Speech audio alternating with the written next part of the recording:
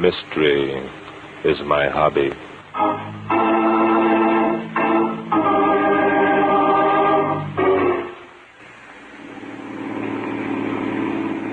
Okay, Bart, go ahead and laugh. So I didn't recognize your voice over the telephone. Ha, ha, ha. Inspector, I'm not laughing. And what's that noise you're making? You're going to lay an egg or something? I'm sorry, Inspector. What burns me up is that this Albert Evans calls you instead of the police when he finds the body of John Crain. Fine thing. Well, let's not be too hard on Evans, Inspector. He has the reputation of his hotel to think about, you know. When a murder's been committed, nobody's got any Murder? right... What makes you think that John Crain was murdered, Inspector? Now, look, Bart, I'll admit that Crain was a crackpot. He had plenty of dough, and he lived like a hermit. But he wouldn't be screwy enough to kill himself by climbing into a trunk and then jiggling the thing into the lake. I must confess, it's rather a unique way of committing suicide. And besides, Crain died of a knife wound. What? How do you know that? Because I called up the doc at Chatsworth and asked him to examine the body. He found that a knife had penetrated the body just above the heart. Inspector, you did that after I took you into my confidence and phoned you. Yeah, you're darn right I did. I'm sick and tired of playing the dumb cop.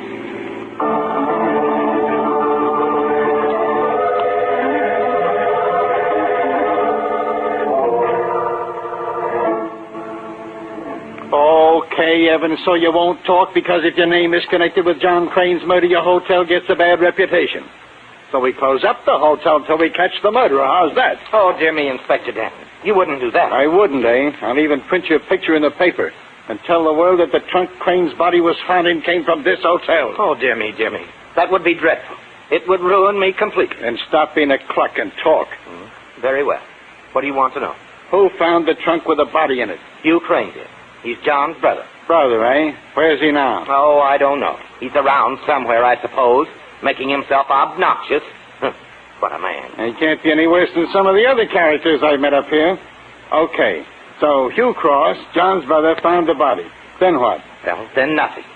What do you mean, then nothing? That's all I know. Hugh Crain told me he'd found the body, and I called Barton Drake. Yeah, Drake. Why didn't you call the police? Because if I did, they'd come up here and start bullying my guests, just the way you've been doing ever since you arrived. Oh, is that so? Yes. Well, you listen to me, you little sawed-off cream puff. Inspector, have you found out anything? Oh, hello, Bart. And who's this gentleman? This, Inspector, is Hugh Crain, brother of the dead man. Well, if it isn't good old Inspector Danton. How are you, Inspector, you old bloodhound? Mister, you hit me on the back like that again, and you'll find out how I am mighty quick. Can't take it, eh, Inspector? Come, old man. Let's not get off on the wrong foot. We've got a lot of work to do together. Yeah? What kind of work? What kind? Listen to him, Drake. What kind of work he wants to know. Why, Inspector, you're a cod. I told you he was an obnoxious person. Now, listen, Shrimp, pipe down or I'll twist your little nose into the shape of a pretzel. Say, he's a real tough character, isn't he? Where'd you pick him up, Bart? I didn't. He picked me up. Tell the Inspector all about yourself, Crain. I'm sure he's in the mood for Glad listening. to, Drake, glad to. Inspector, you doing anything for the next couple of hours? Look, I can see everyone's having a good time at the poor old inspector's expense. That's all very nice, but the only thing I want to know is who murdered John Crain and why? Now, there, Inspector. That's what I call getting at the hub of the thing. I'm glad you asked that question because I know the answer. You know that... All right, who did it? Why, Shrimp here. Albert Evans, proprietor of the exclusive Chatsworth Hotel. Why, that's a lie. How dare you accuse me of such a thing? Because you've got a motive, Shrimp, and a good one. John owed you money, bought all the supplies here.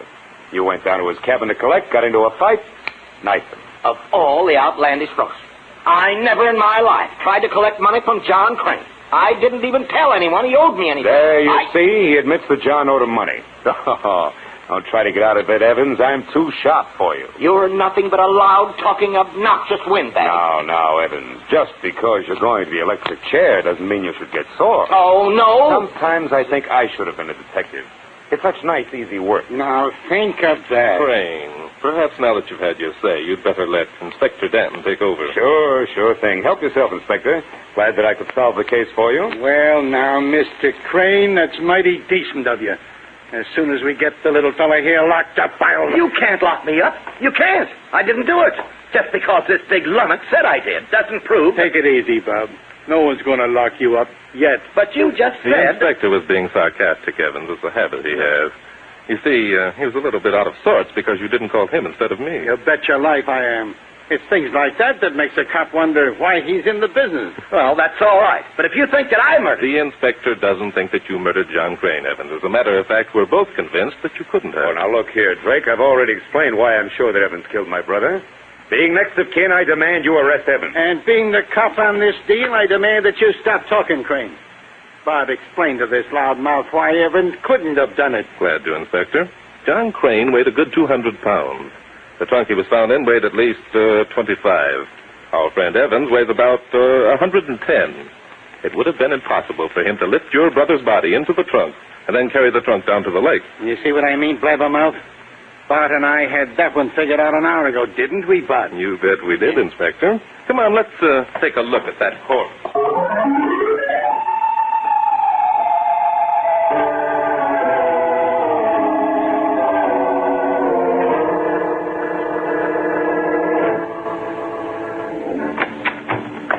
Crain's body and the trunk in which it was found are both in the shed, Inspector. Let's take a look. Yeah. So that's what's left of Crain, eh? Yeah.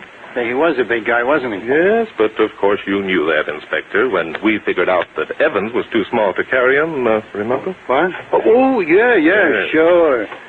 What stumps me is, who would want to murder a guy who lived all by himself? Anyone who wanted money badly enough and who figured that Crain had some hidden away in his cabin. Yeah, I suppose you're right. See, the water sure did a job on the corpse, didn't it? Yeah. Dr. Mason estimates the body must have been submerged about a month. A month, eh?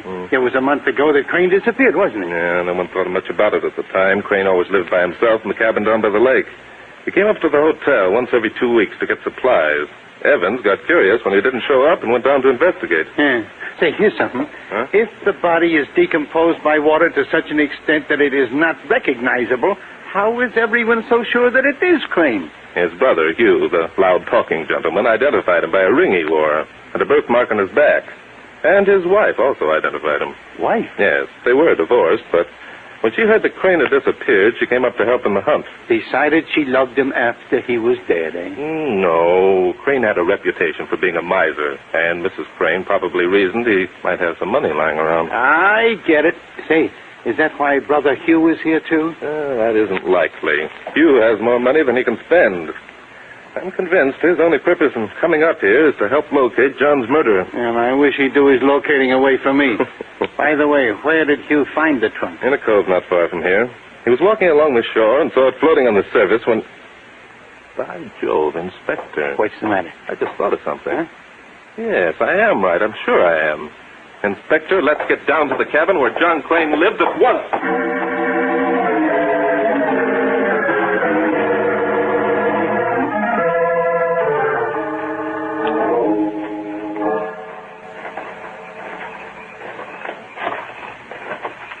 That must be the cabin, Inspector. You can just see it there through the trees. Yeah. Not much more than a shack. I guess Crain was a miser, all right. Inspector. What's the matter? There's someone in the cabin. I saw a movement behind one of those curtains. Yeah?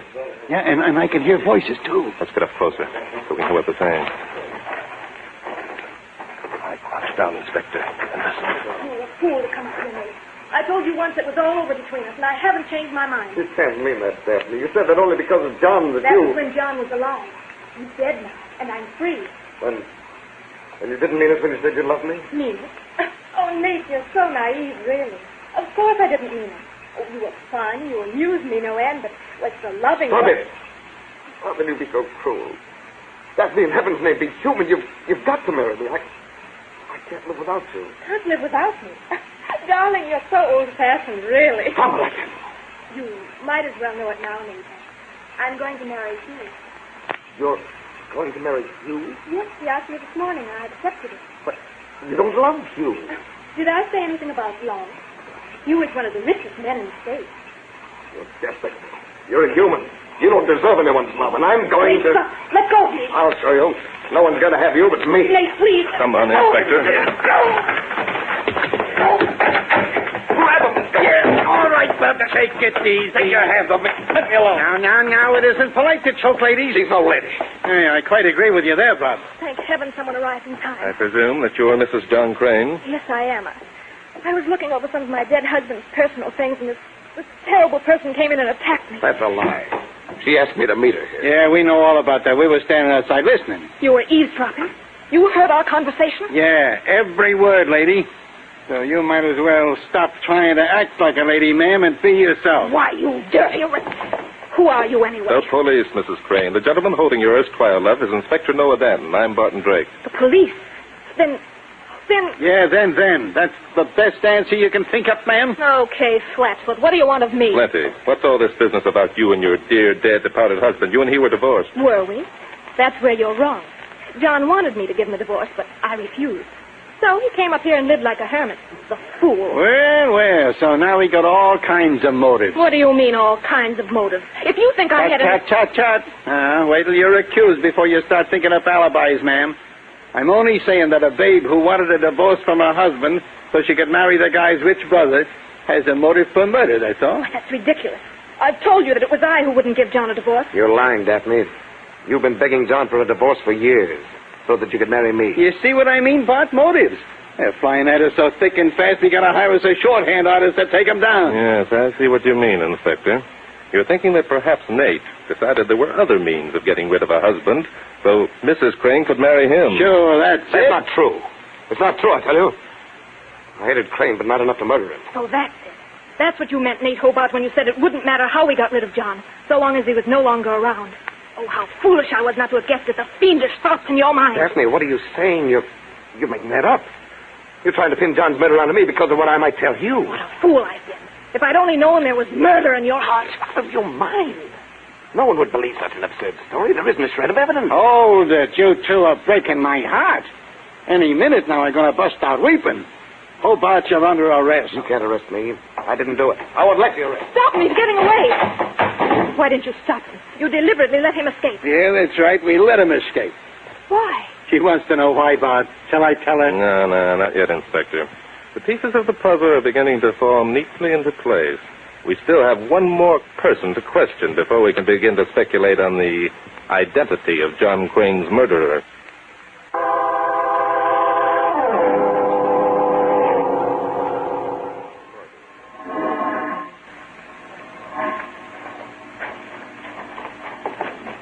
Now, look, Bart, I got your signal back there at the cabin, and I let Nate Hobart escape, but I still don't see the reason for it. Well, Hobart can be more help to us free than if we held him prisoner, Inspector. Why? Because he's still in love with Mrs. John Crain, for one thing. Yeah, how's that going to help us? And for another, he's not the murderer of John Crain. Now, wait a minute. He's got a motive, and the girl said he made threats. The girl was lying.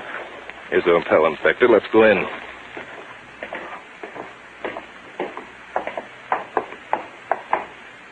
So, what do we do now? We have another talk with Albert Evans, the hotel proprietor.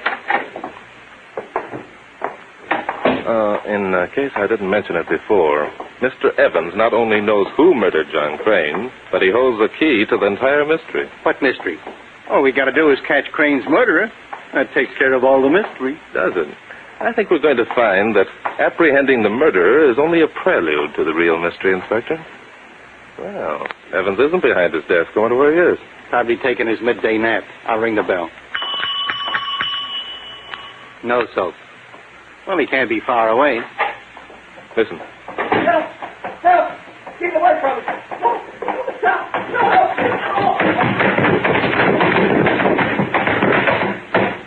It's Evans, covered with blood. Looks like someone knifed him and then threw him down the stairs. Go after him, Inspector. I'll take care of Evans.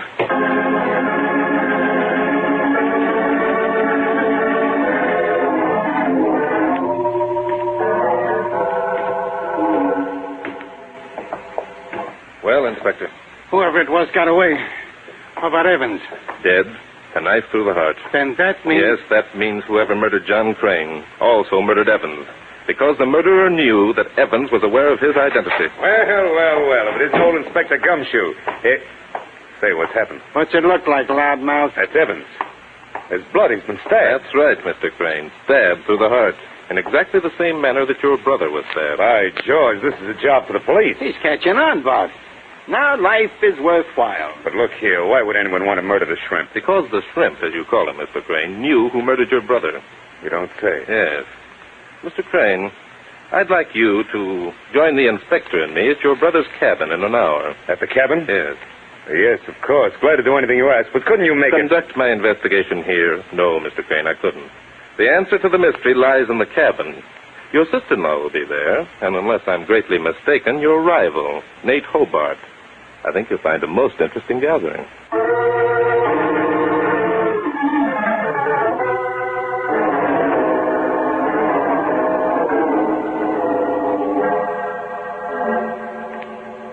Well, well, well. Isn't this the coziest little party? Mountain cabin, excellent company, and, by the way, Hobart, you were smart to give yourself up. I'm not giving myself up. I came back to prove that it wasn't I who murdered John Crain. You fool. Why didn't you stay away while you had the chance? Because then everyone would have thought me guilty. And that's what you wanted, Daphne. Oh, really, Nate? Must you be dramatic? Returning here to the cabin was the smartest thing you've done, Hobart. The kid couldn't be smart if he tried. Oh, is that so, Crain? Ever since you made your pile and retired, Okay. Pipe down, you two. We didn't come here to listen to you birds throwing insults at each other. Well, what are we here for? Do you object to being in this cabin, Mrs. Crain? Well, of course I do. This is where poor John was murdered. I hate the place. I should think you might. Crain, what are you doing over there at that cupboard? Getting myself a drink. We've got to stay here and play cops and robbers. We might as well enjoy ourselves. Think, darling? No, thanks. You know I don't like scotch. Well, that's all there is. Here's looking at you, Gumshoe. Mr. Crain, at the time your brother was reported missing, did you come up here to Chatsworth immediately? No, I waited a couple of weeks. Wanted to make sure he hadn't just wandered off for a while like he'd done before. Not many people knew it, but John was a little odd. He must have been to marry a babe like you. I think you're positively insulting. Well, I gotta live up to my reputation. Everyone thinks that cops are roughnecks. Another crack like that, Gumshoe, and I'll take a hand. That's what I'm hoping for. All I want is an excuse. Mr. Crain, Huh? is it true that when your father died, he left you practically his entire fortune and omitted your brother John's name from his will? Where did you get that information? I've done some telephoning within the past hour. Your father objected to John's marrying Daphne because she was a chorus girl. When Daphne learned that her husband was to receive nothing, she left him. And that's why Johnny decided to come up here and become a hunter. Yes. I don't see that's any business of yours. Yes, what's all this about? I'll explain in a minute. Mr. Crain, while you were up here conducting your search for your missing brother, did you live here at this cabin? In this dump? I should say not. I stayed at the hotel. Then this is the first visit to the cabin, inside the cabin, I mean. Yes. Now, what's all this about, Drake? I don't like the tone of your voice. I was just wondering how you knew where your brother John kept his scotch. He walked directly to the proper cabinet and found it. Why, This is silly. I told him where it was. I found it this morning. While you were looking over your dear, dead, departed husband's personal things? And I was wondering, Mr. Crain, how you knew that your brother John owed Albert Evans a sum of money for supplies he'd bought. This morning you gave that as an excuse for Evans murdering John. This is nonsense. Why shouldn't I know? Evans told me. On the contrary, Evans stated definitely that he told no one that John owed him money. Yeah, that's right. He didn't want his guests to know about it. What are you getting at, Drake? Are you accusing me of murdering John Crain? No, Mr. Crain. John Crain isn't even dead. What, not dead? No. This is ridiculous. Of course John is dead. His body was found, Not wasn't John Crane's body, Mrs. Crane. It wasn't John Crane's body that was in that trunk. Then whose was it? It was the body of Hugh Crane. This man here who claims to be Hugh Crane is John. Drake, you're too smart for your britches. You haven't got a chance of proving that. Oh, yes, I have. You and your brother Hugh look enough alike to be twins. No, wait a minute. Bart, are you saying... I'm saying, Inspector, that when the elder Crane died, John came up here and lived like a hermit, so people would forget any particular traits he might have had. Oh, this is utter nonsense. No, it isn't. You and John did look alike. Why, you're crazy, Nate Hobart. You never saw them together more than once or twice, and that was 10 years ago. I remember that they looked alike. They were the same size, too. Go on, Bart. John spent those 10 years trying to make himself as much like you as possible. He practiced his gestures and his blustering voice and his handwriting. That was so he could sign checks, eh? Yes. John and Daphne wanted the money they felt they'd been cheated out of. They inveigled Hugh up here, murdered him, placed his body in the trunk, and submerged the trunk in the lake, so his features would be decomposed to a point of being unrecognizable. I get it. Then John, pretending to be Hugh, meant to go back and pick things up where Hugh left off. He and the girl here would be married a second time, and everything would be rosy. That's it, Inspector. But unfortunately, John made one fatal mistake. Look out, Inspector. He's going to throw that bottle. Hit him, John. Put down that bottle around. Duck, Inspector. I'll take care of you, gumshoe. Get the Inspector right between the eyes. I'm heading for the door. Grab him, Hobart. I can wait. Nice work, Hobart. I learned that one when I played football in college. Another minute and it would have been too late. Crain had a knife in his hand, the same knife with which he murdered his brother and Albert Evans.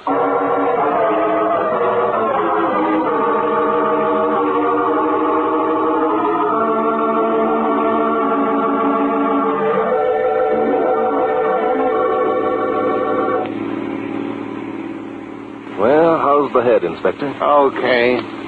That guy was pretty good at throwing bottles. Yes, and knives, too. I imagine that was another thing he practiced while pretending to live as a hermit. Well, it's the first time a bottle of scotch ever went to my head.